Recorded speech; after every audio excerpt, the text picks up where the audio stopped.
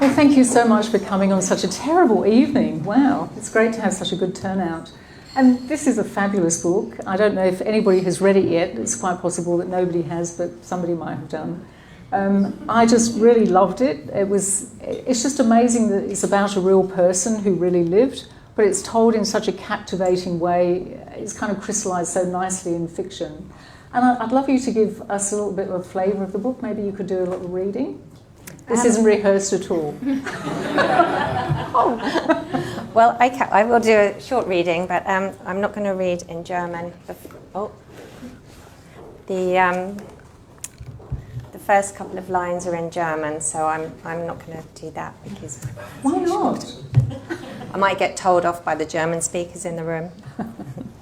So I'm just going to set the scene at the beginning. So it's chapter 1. Austrian countryside, February 1936. Open the door. It's passport control, a male voice shouted. Esther startled awake, uncertain where she was or where the freezing draft was coming from. She swung her legs round, stockinged feet meeting ice-cold boards as she gripped the edge of the bed. Then the slow remembering. She was in a narrow sleeping carriage on her way from London to Vienna. Outside the window was an impenetrable darkness. The train was navigating a mountain's hairpin bends with forest on either side, the thin cracks in the wooden walls letting in the pine-scented air. The carriage lurched, jolting her sidewards, and she heard the scrape of metal. Open the door, it's passport control, the voice came again, angry now, and her door shuddered under a heavy pounding. She had slept fully clothed with extra layers for warmth, so she opened it quickly. In front of her stood a young officer with razor-sharp, short blonde hair and a rounded face. Good morning, miss, he said in German, eyeing her coldly. May I see your papers? Yes, of course. She handed them straight to him, having placed them on the small window shelf in anticipation of the check. He examined her passport carefully, along with the letter regarding her trip to Vienna. His eyes lingered on the header, Society for the Protection of Science and Learning, before he folded the page precisely and handed it back to her. Thank you, Miss Simpson. Is that all? He nodded dismissively and turned away. Esther closed the door, relieved that her first encounter with the authorities was over. The committee in charge of the society had at first been opposed to her trip, worried it would be too risky with all the troubles caused by the Nazis and their sympathisers in Austria and throughout much of Western Europe. Esther had spent months convincing them that with her local knowledge and language skills, she was the best person to help extend their network of contacts in Vienna and allow the society to bring more scholars with Jewish ancestry or those who were political opponents to safety in Britain. Finally, the committee had agreed on one condition, that Esther change her name from Sinovich to Simpson. She hadn't protested, but she also hadn't seen the need to go to such great lengths to conceal her ethnicity. With her fine features, pale blue eyes and small oval face, framed by a wavy brown bob, she didn't look distinctly Jewish. In fact, she didn't believe she had any features of distinction, and under the circumstances, she considered that to be an advantage. Since 1934, when Austrian Nazis had attempted a coup and assassinated the Chancellor, they'd been strengthening their position in the country. Austria remained under the control of the Fatherland Front, a fascist political party that was not openly anti-Semitic. But many citizens believed it was only a matter of time before the Nazis tried to unify Austria with Germany. Everyone Esther had talked to in Britain agreed that this was the case, leaving little doubt about the long-term danger to the country's Jewish population. Esther sat back on the narrow cot and leaned against the wall, her upper body vibrating with the shudders of the carriage. Her mother-of-pearl watch face was luminescent in the semi-darkness, showing that the time was 5 o'clock. Her journey would take another 2 hours. She had travelled by night through Paris, Strasbourg and Munich, sleeping in her heavy woolen suit and thick cotton undergarments, yet her eyes still twitched with fatigue. She took a sip from her tea flask and pulled the blanket up under her chin, but then she quickly let it drop. She needed to make sure she didn't doze off and find herself in a hurry to disembark, or worse still, oversleep and end up in Istanbul. Staring into the vast blackness beyond the window, she considered what her family might say if they received a telegram explaining that she had accidentally journeyed to Turkey. Her father would have the satisfaction of telling her he had been right to argue that his daughter should not be travelling the continent alone aboard the Orient Express. She frowned, disturbed at the idea of failing before she had even begun. Great, thank you very much. I think it's just such a lovely opening, and you kind of feel you get to know her right from the very beginning, and you end up by her side nearly all the way through the book, really. I just wanted to ask you, how did you come across her story? How did you come across Esther? I came across Esther's story a couple of years ago when I was researching on my last book. Well, actually, it was a little bit before that. And it was the organisation her name came up in relation to. It was called the Society for the Protection of Science and Learning. And she was really instrumental in helping the organisation, which was set up in 1933 in response to anti-Semitism and Hitler basically sacking all the scholars from German universities. And Esther worked for this organisation, and there was a list of the people that they'd helped bring to safety, and it was such an incredible list, 2,000 people and Nobel Prize winners, and I just thought, wow, how come we haven't heard about this woman and this organisation before? And so, sort of filed it away while I carried on working on my book, and then I came back to it, and when you don't stop thinking about it is when you know that there's a story. Sure. So it really captured your imagination from the first, really? Yes, I think it was Esther, really her background in the 1920s. She went to Leeds University and she graduated with a degree in French and German, and then she wasn't satisfied with staying in the UK. She wanted to travel through Europe because she was also a very accomplished musician. And so she taught herself typing and shorthand so that she could go overseas and work as a translator. So she was a bit of a trailblazer in a way. She decided that that's what she wanted to do. And it was while she was over there, it was when she was in Vienna, that she met with Leo Szilard, who was one of the founders of this organisation. It was with him, Lord Beveridge, Albert Einstein was one of the people that were involved, and so it was a really kind of formidable group. But it was really the people, the academics that work for universities in Britain, that decided that they wanted to do something to save these people, and actually funded the grants to bring people and give them jobs if they were qualified. But I just found Esther's story, quite irresistible in a way, and I've become a bit of an evangelist because she wasn't recognised, and I'm just really pleased now that she is. She's back out in the light. Yeah, she is. So it must have involved a lot of research, though.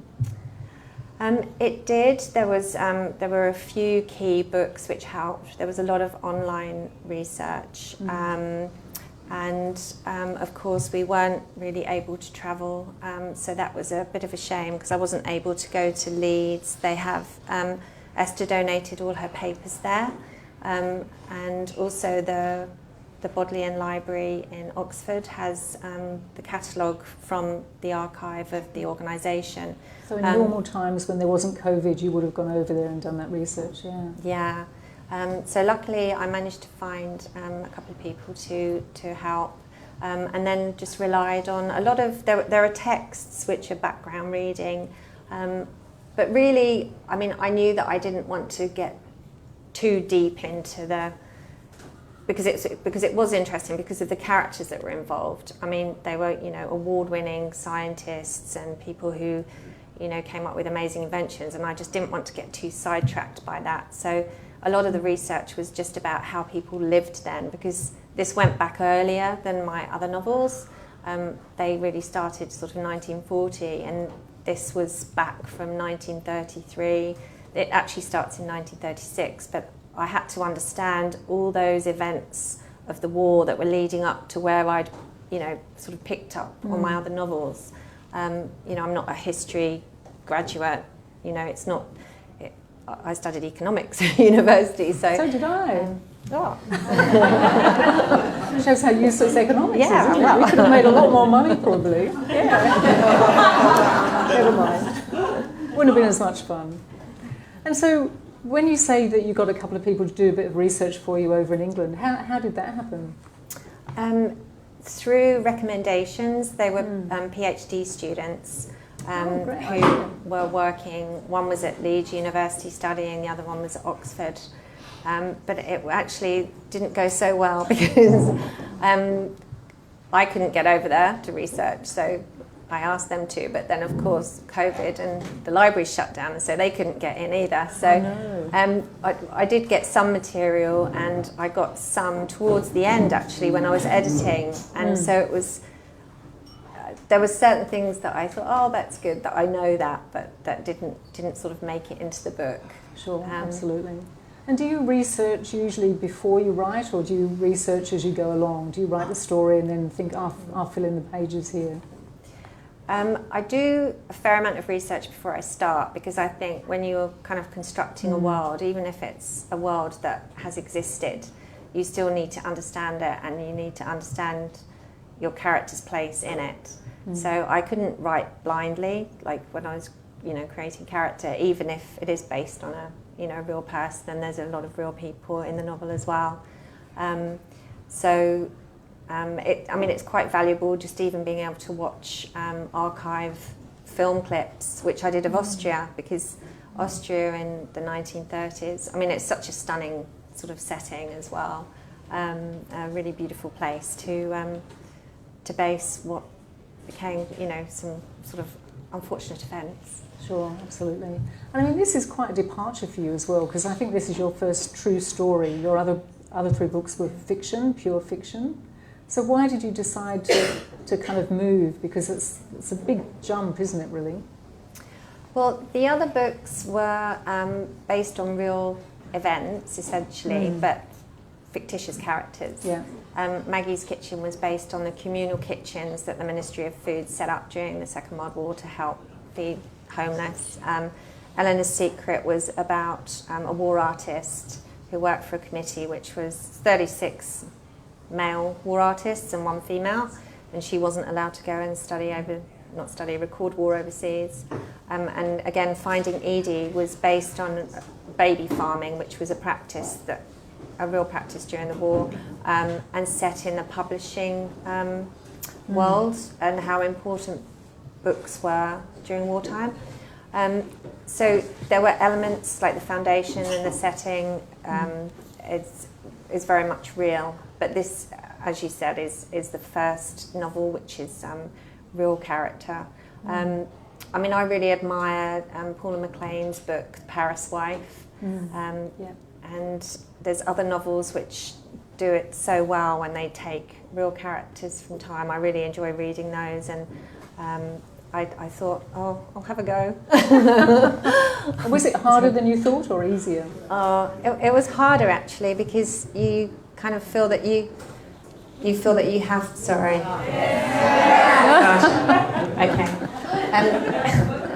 It's actually a lot harder because it takes a long time for you to realise that you have to let go of this real person, because it is based on a real person. You feel like you, and also someone who did something incredible. If they were a really horrible, mean, nasty villain, then I probably wouldn't feel like I had to kind of do such a good job.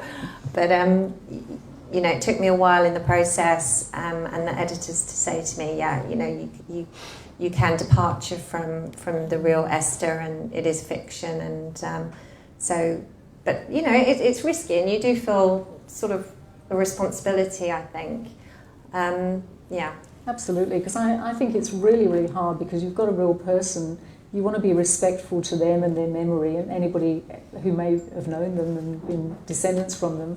But at the same time, you kind of have to make it an entertaining story that you're going to bring your readers along. And that tension between fact and fiction is quite hard, isn't it?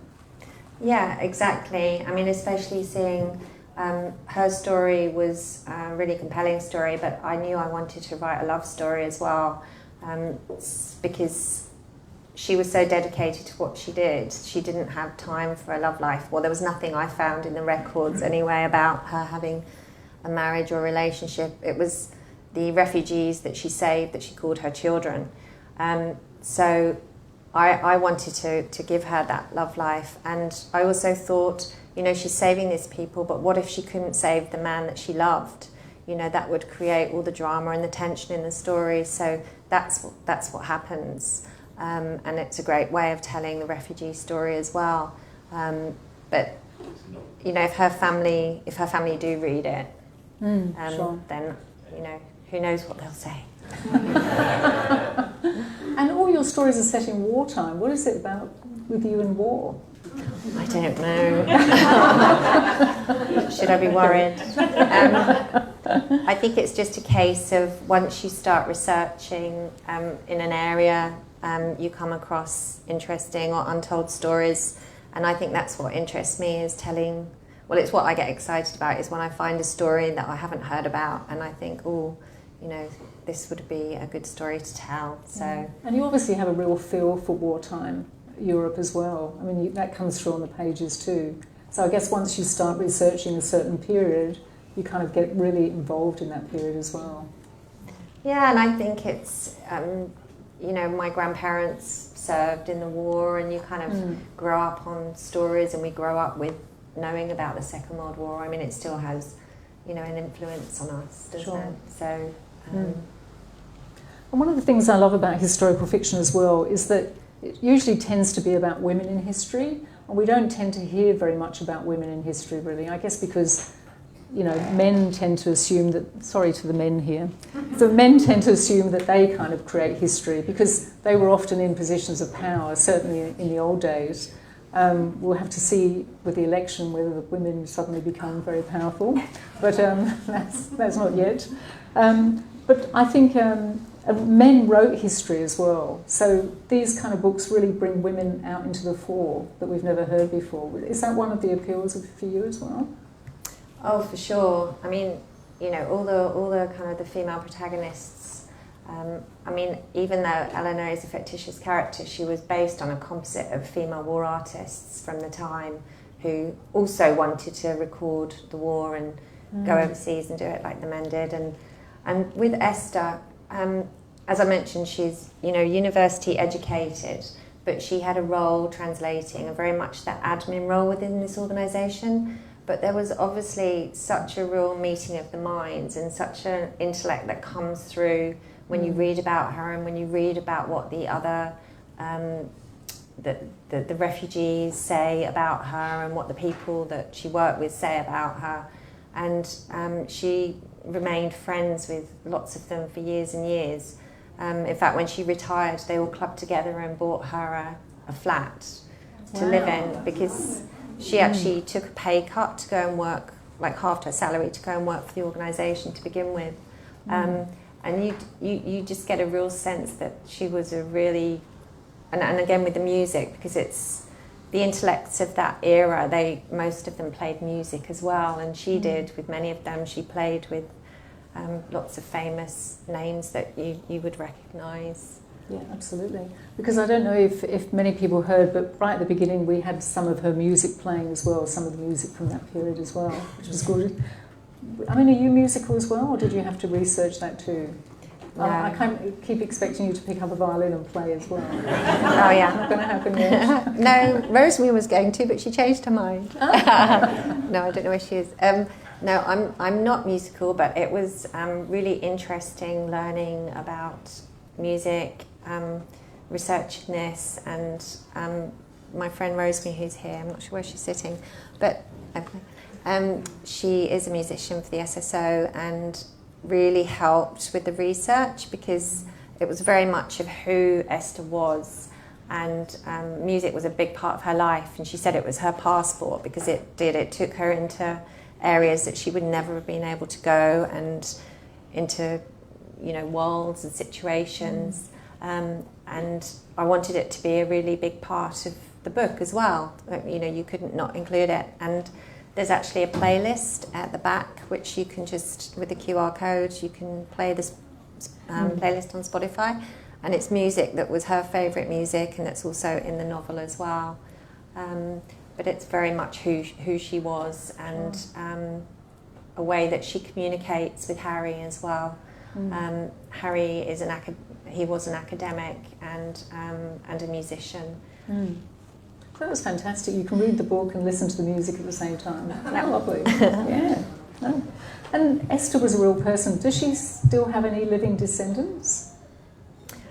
She does have probably some nieces and nephews. She had 3 brothers. She was the youngest daughter. She was the youngest daughter. But I didn't try contacting them during the writing and the research period because I just didn't feel that I wanted to. I'd feel like if I knew a lot and found out stuff firsthand, I'd be quite influenced by that. Sure. I'm quite tempted to get in touch with them now, though. Yeah.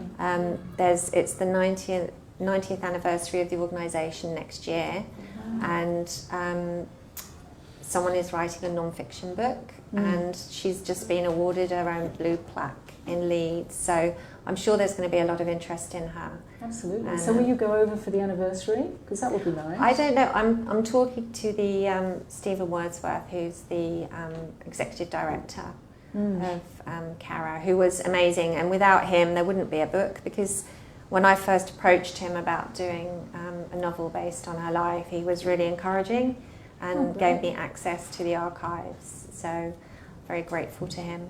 Has he read the book yet? No, I haven't sent it yet. I've got to do that on Monday. I've been a bit busy. Absolutely. And unfortunately, your publisher, Annette Barlow with Unwin, can't be here tonight. She's not very well, sadly. But she sent a little message for you. She said, "I'm very disappointed that I can't be at the Royal Oak tonight with you all. Carrie is such a valued author at Unwin, and we wish her and Esthers Children a wonderful evening. Like all writers, Carrie has worked long and hard to research, create, then redraft, revise, redraft, and edit Esthers Children. That's a very hard slog. So having this opportunity of celebrating the novel and discussing it with friends, family and readers is truly joyous. All my thanks to Carrie for choosing to publish with Unwin, to Sue for generously leading the conversation, and to Roaring Stories and the Royal Oak for hosting the event." So that's lovely. So it's a shame she can't be here, but Thank you. she's here in spirit. We have Bella and Rosie. Yes, absolutely, from Unwin, yep. And I just love the atmosphere of wartime Britain and Austria in the book. And I just wondered, was it a question again of research, or have you you're obviously British, so you kind of know Britain pretty well, but have you travelled much in Austria, and did you garner any of the information from your own travels, or was it all from research, or how did you research the places? A lot of it was from memory. I went to Vienna when I was backpacking around Europe. I went for a month straight out of university, and so Vienna a couple was... years ago. Yeah, just a couple of years ago. Vienna was like, it was up there with the sort of list of places that has a big impact on you, just because it is so beautiful. And so I used sort of a bit of memory, but a lot of it was, archive, and just in terms of not the visual aspects, but anything else. I've got a friend who was, funnily enough, the person that was travelling with me on that trip, who's now the senior lecturer in German at UCL. So any questions about sort of Germany, Austria, Vienna, I was just like, sending out emails, and, because there's a lot of detail that you need to sort of clarify. And especially with a book which follows, the timeline of events, that, you really need to make sure that you're not making any mistakes. Cause, Sure. I can imagine you watched a few films as well, did you? A few. Just to get the feel, really. But also the Sydney Jewish Museum here in Sydney were a great resource. And the Tinny Lenthen is the librarian there, who's brilliant. You just ask her something and she goes around pulling books off shelves. Wow. And also Conrad, who is the resident historian. He's also, he's happy to sit down with you and just chat things through. So that having that as a resource is brilliant. Fantastic. And also with the book, I mean, it's a love story, and it's a story of a person, really courageous person, but then it's set in the darkness of Nazi Germany, Nazi Austria. How did you balance the light and the dark in the book? Was that quite difficult to do? I think because of what it's about, because it's about sort of humanity, it's about people reaching out to help other people, because essentially that's what they were doing. At the time when there was the rise with anti-Semitism, you know, countries, there was a lot of suspicion in countries, and so it was pretty brave in Britain for them to decide that they wanted to be the clearinghouse and actually reach out and help. There was a conference where there was different countries came together. It was called the Evian Conference, and it was in 1938, and countries weren't able to agree, so nothing happened as a result of that. If it had, it might have changed, you know, the war, might have prevented the war, but Britain did do something off the back of that, and I think that's the aspect of the book and of Esther's story that really appealed to me, was just the kindness and the humanity in it. And I think the music and the fact that a lot of these people were accomplished artists, and I've tried to draw that aspect out as well, because that's what it's about. If you don't preserve these people with their ideas, and the people that were persecuted were the people that kind of encouraged and taught, and people that were creating things for the future. So I hope that, you know, people get that when they read it, that sort of sense of hope, really. Yeah, because that's a great message for now, isn't it, really? Because you've got the theme of refugees and persecution and separation, and we've all kind of experienced that to some degree during COVID, and obviously with refugee issues and with the war in Ukraine. I guess it feels very real for now, doesn't it, really? Those are kind of universal themes. I think that's one of the things when you write historical fiction, you realise that there are all these parallels. I mean, this especially, which is, you know, pretty sad, but there's I think that's why it's interesting, and I think that's why people like reading it, because it does make you think. And I just wanted to ask you a little bit about yourself, because you didn't set out to be a novel writer, did you? No, I didn't actually. I was working in TV and production, and then had kids and couldn't really sort of carry on just because of that hours and not being able to have backup family here, really. So I had to have a change, but I knew I wanted to still carry on telling stories. I just love finding out about something which is kind of maybe unknown, and and just sharing the story. So it was kind of like a natural to make that decision to go back and study writing with a mind to do feature writing. That's what I thought would be really interesting. But when I came across the communal kitchen story, I just thought it would be much more interesting and fun to tell it through fiction rather than just, you know, write an article about it. So that's what I did. Yes. But you did some really interesting projects, didn't you? You did one about Princess Diana Lookalikes for a documentary, which was... that was a few years ago. That was before I came to Australia. And everyone's still obsessed with Diana and still making programs and movies about her. But I worked for a company that always thought outside the box. It was brilliant. It was a really good place to work, and they did some really great shows. And when Diana died, we found these Diana lookalikes who, you know, obviously really struggled. Their lives had kind of collapsed. And so we followed 3 of them, and, you know, it was really quite sad. One of them got abused quite regularly and spat on in the street. People thought she was awful because, you know, how can you know, but it was, she had such a close relationship to Diana, and it's just really interesting. It's about people at the end of the day, and I think that's why, whether it's novel writing or filmmaking or documentary making, it's just about the human condition and people. So absolutely, it's nice to be able to traverse the two. Yeah. And have you started writing the screenplay for Esthers Children yet? Not just yet. just the thinking process. Sure. Would you like to see it made into a movie or a TV miniseries? It'd be nice. I would actually, because I just think it's such a big story, her story and the people that are involved, and you know how contemporary it feels, the issues that we're still. But I think it definitely has potential. Yeah. Let's hope so. I'd love to see it on the big screen. And I just wondered if anybody else would have any questions from the audience. I bet you've been dying to ask some questions, and you thought, that stupid woman up there isn't asking the right questions. I haven't read the book, but you mentioned Harry as being someone that she falls for.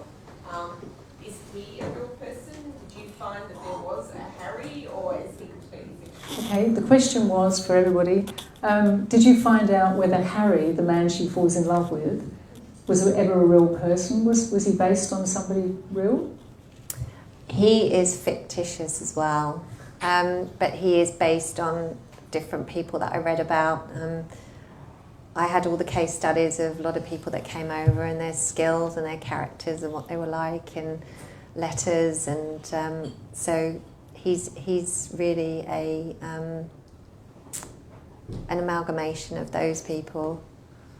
He does feel very real on the page. I kind of fell in love with him a little bit, really. A bit of a rival to Esther. You like them dark. Anybody else? Yeah. With Esther, she was a musician and the music, and you said at the end of the book you can put a little code in and it goes to Spotify. Was she on Spotify, or did you put her on Spotify?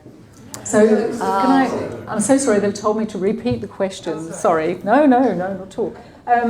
So the question was her music ever on Spotify? Because we can actually go to the back of the book and there's a QR code and then we can get the Spotify list. But was her stuff on Spotify originally? It's just here. The songs that are included are by other performers, but they're pieces that she played, because as well as being very busy working full time and volunteering, doing fire watching duties, she also went and performed at aerodromes around Cambridge with part of an orchestra group for the servicemen, and so I just thought it was important to include some of the pieces that I knew she loved. So some of them, and Rosemary helped with that as well, which was brilliant. Knowing which was suitable for which scenes. And there's some really classical, well-known pieces there, aren't there? Like Brahms' Quartet No. 1 and Debussy's Spring Quartet in G minor. I mean, I've heard of some of them. I wouldn't be able to hum them. Yeah, but I think if you're not a classical music person or a music buff, I think it's a really nice kind of intro. There's some really lovely pieces that stand out. Nothing too heavy and dramatic, just really quite evocative. Yep, fantastic. And somebody else had a question. Yep. Yes, I'm wondering, Carrie, all your books have these feisty, independent, sometimes a bit ahead of their time women. So it kind of feels to me that it might be a love affair when you actually work on these characters. And I'm just curious, do you have a favourite? And also, is there a new one? So your female characters are always independent and feisty. And do you have a favourite, or are they all based on you? Sorry,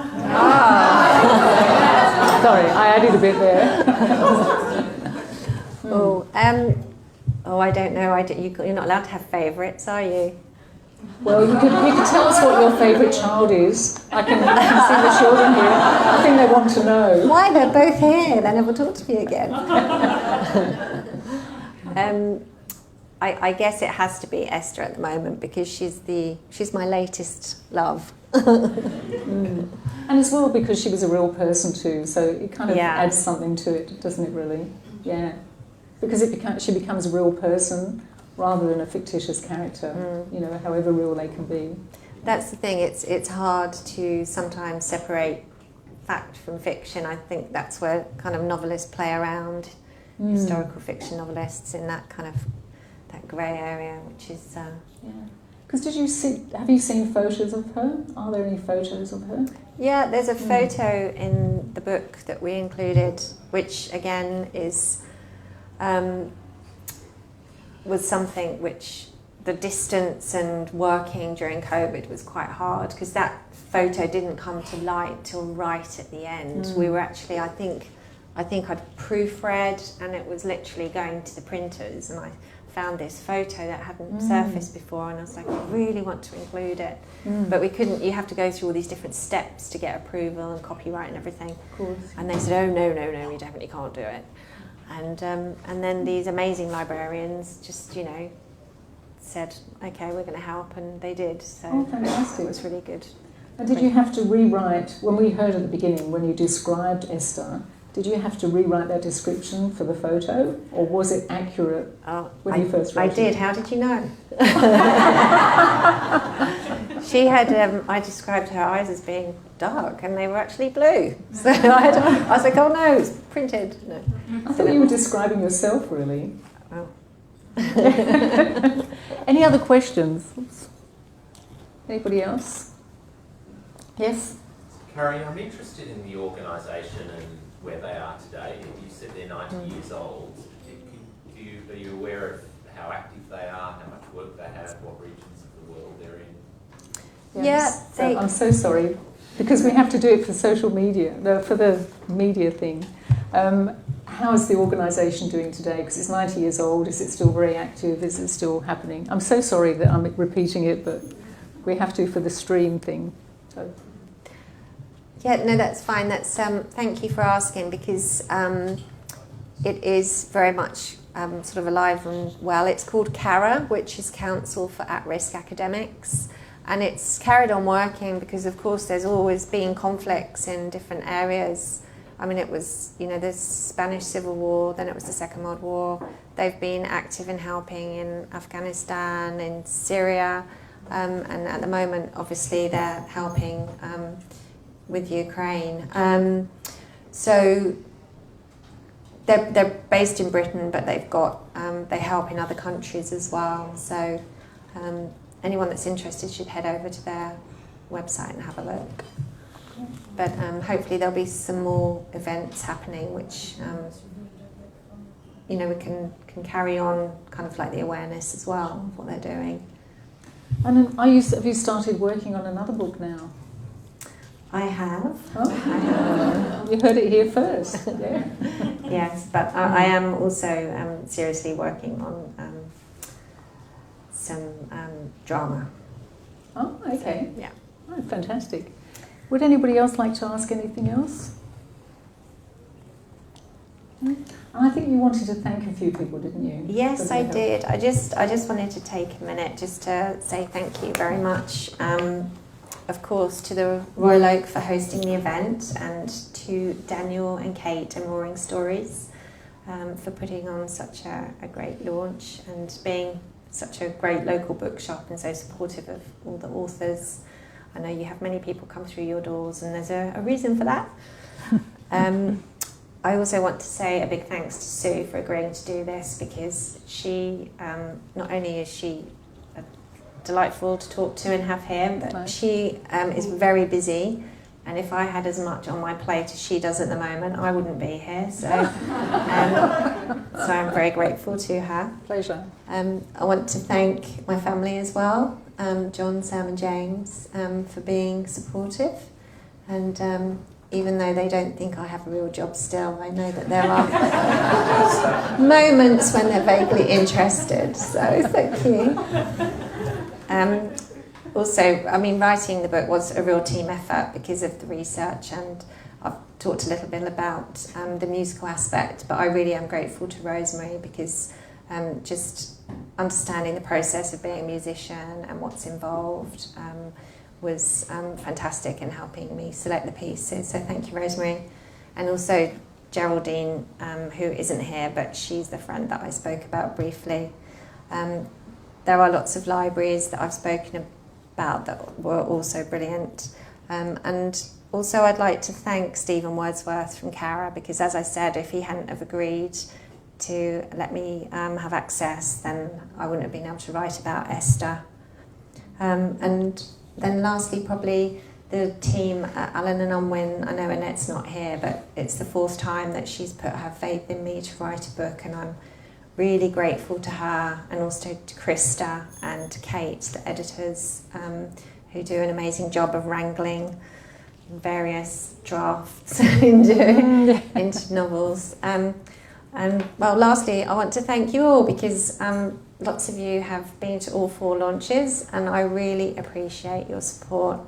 Writing a novel is very solitary, and so you don't get to see people. And so it's just lovely that, you know, to feel that there is a community out there, and I do feel supported, and I'm really grateful to you all, and readers, so thank you for coming.